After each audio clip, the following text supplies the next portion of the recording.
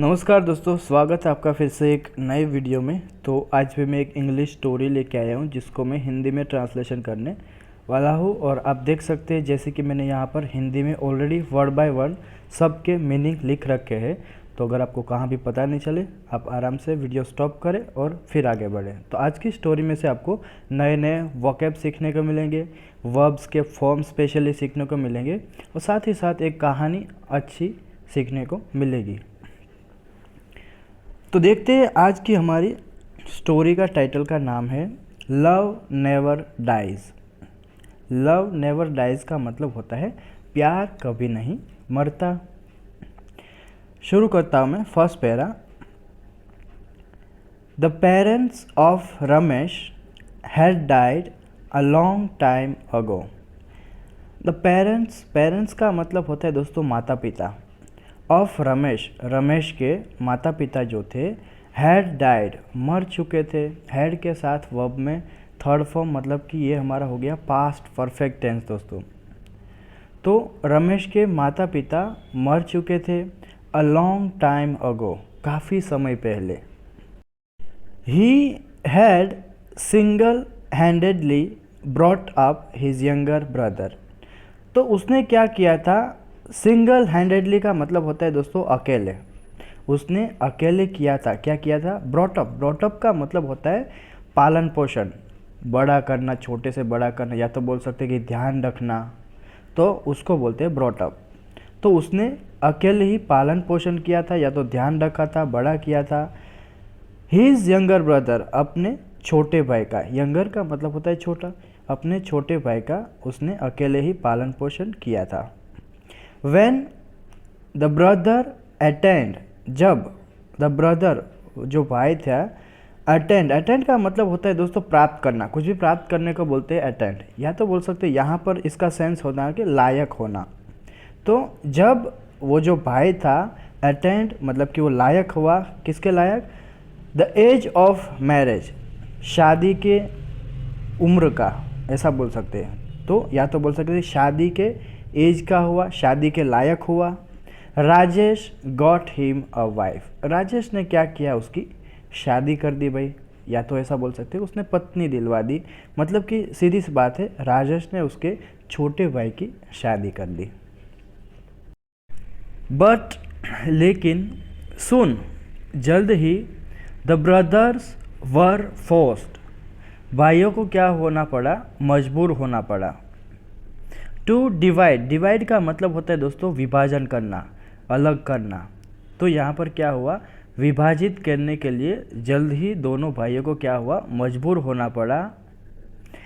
Their property, अपनी संपत्ति को, जो अपनी संपत्ति था उसको क्या हुआ? विभाजित करने के लिए उसको मजबूर होना पड़ा। बिकॉज ऑफ का मतलब होता है के कारण। कांस्टेंट स्क्वैबलिंग, तो कांस्टेंट स्क्वैबलिंग क्या होता है दोस्तों? लगातार झगड़े। तो लगातार झगड़े मतलब कि बार बार झगड़ा होना, लगातार झगड़ा होना, तो उसको बोलते हैं कांस्टेंट स्क्वैबलिंग। तो लगातार झगड़े हो रहे थे उसके घर में, किसके बीच में? बिटवीन का मतलब होता है बीच में। देयर वाइव्स, दोनों भाइयों जो थे उसके दोनों पत्नियों के बीच में लगातार झगड़े होते थे। तो लेकिन जल्द ही क्या हुआ? भाइयों को अपनी संपत्ति जो था उसको क्या करना पड़ा? अलग करनी पड़ी, विभाजित करनी पड़ी, क्योंकि दोनों पत्नियों के बीच में लगातार झगड़े हो रहे थे। द फील्ड्स हावेवर, हालांकि जो खेत थे उसके, हालांकि, हावेवर का मतलब होता है हालांकि। रिमेंड का मतलब होता है दोस्तों बने रहना। कोई भी चीज़ अगर अड़ी रहे, बनी रहे, तो उसको बोलते हैं रिमेंड। तो हालांकि जो खेत थे वो बने रहे।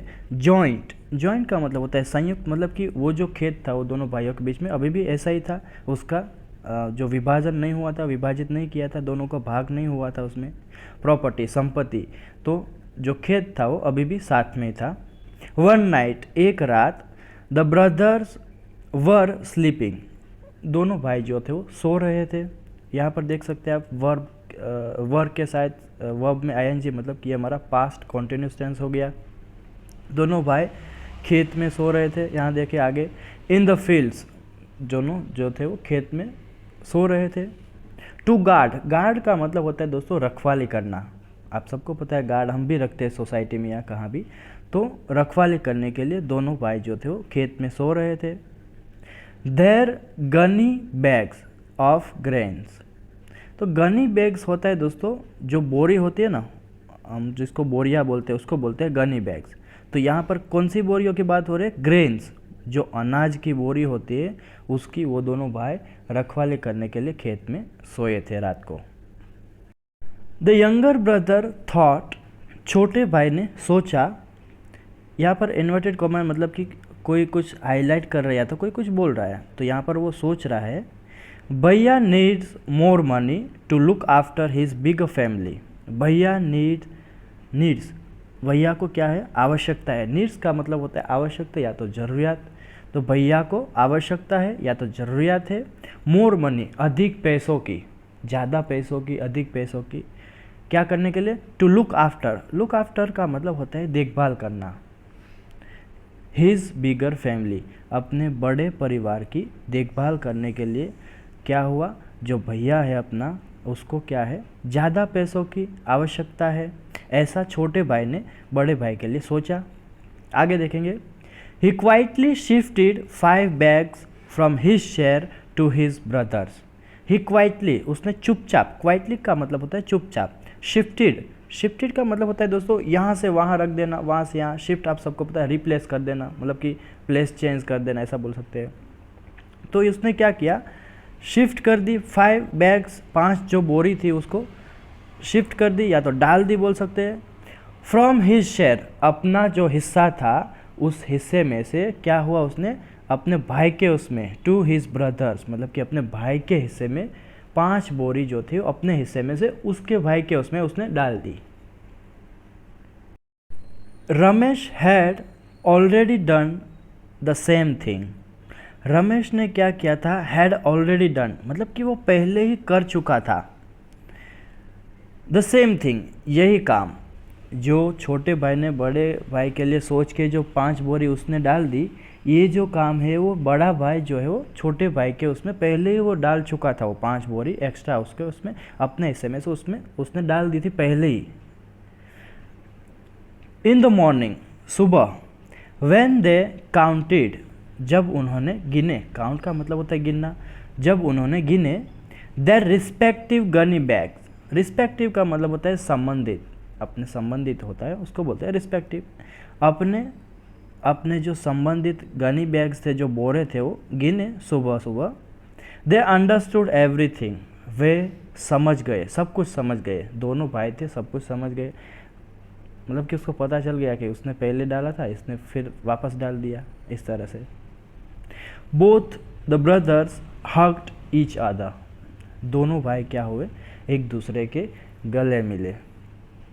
तो दोस्तों कहानी का मोरल ये है कि चाहे कितना भी लोग बीच में आ जाए या कोई भी कुछ भी कर ले, लेकिन जो संबंधी होते, 2 भाई होते या तो रिलेटिव जो होते, वो अपने जो है अपने रहते, चाहे कोई भी आए उसको अलग नहीं कर सकता। इस तरह का यहाँ पर मोरल ऑफ द स्टोरी है आज का। तो यहीं ख़त्म होता है वीडियो। अच्छा लगा तो लाइक कीजिए, चैनल सब्सक्राइब कीजिए, शेयर कीजिए अपने दोस्तों के साथ, उन लोगों को भी ऐसा अच्छा जो है वीडियो देखने को मिले, साथ ही साथ कुछ अपना इंग्लिश भी इम्प्रूव करने को उसको हेल्प हो। मिलते हैं एक नए वीडियो में। Till then take care, keep learning, have fun.